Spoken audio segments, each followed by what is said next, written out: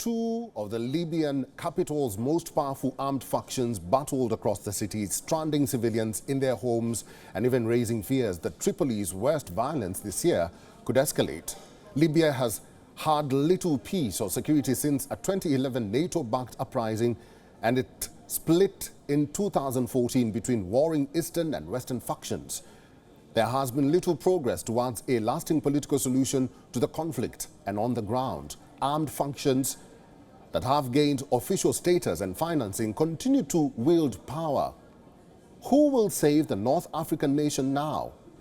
Here's a report.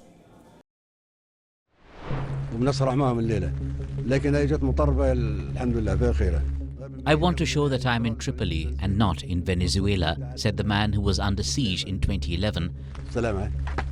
A rebellion was unfolding in Libya to unseat Muammar Gaddafi, backed by NATO.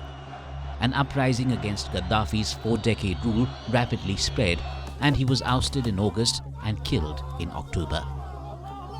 A year after the death of Gaddafi, a rebel council staged elections for an interim General National Congress, which created a transitional government, but true power lay with an array of local armed groups. Islamist militants gained ground and attacked the US consulate in Benghazi, killing the ambassador. For 2 years, armed groups grew ever stronger, besieging government buildings and forcing the Congress to bow to their demands.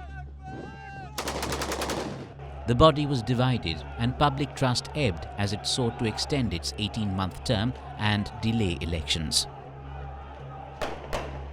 In 2014, former Army General Khalifa Haftar set up a new Libyan National Army group that battled Islamist armed factions. The Congress rejected the results of an election for a new parliament, the House of Representatives HOR, and set up a government that was backed by armed groups in the West. Backed by Haftar, the newly elected parliament moved from Tripoli in the east in support of the previous caretaker government. Libya was now split between warring administrations in east and west. I would like to salute the General National Congress and its members for their vote of confidence in me. And I pray to God for guidance to help me in performing well, to achieve what is in the public interest of our people. Islamist groups took advantage of the chaos, and Islamic State seized the central city of Sirte in February 2015. Militants also held much of Benghazi and Derna. In December, the warring parliamentary bodies signed the Libyan political agreement to set up a new transition under a government of national accord. The agreement confirmed the House of Representatives as Libya's parliament, but gave members of the Congress a new role as an advisory second chamber, the High State Council. The agreement formed the basis for diplomacy for years to come, but on the ground, the East and West remain divided. In 2020, Turkey openly sent its troops to support Tripoli, and Haftar's offensive collapsed. As his forces pulled back, evidence of atrocities was found in the house of Tarhuna. The sides agreed for a formal ceasefire, and the UN convened Libyan politicians and civil society in Tunis for a new peacemaking effort, aimed at holding national elections the following year. The eastern and western factions all accepted a new government of national unity, GNU, meant to oversee elections in December.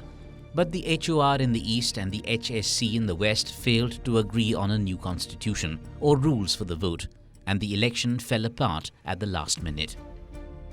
It all ended in a standoff.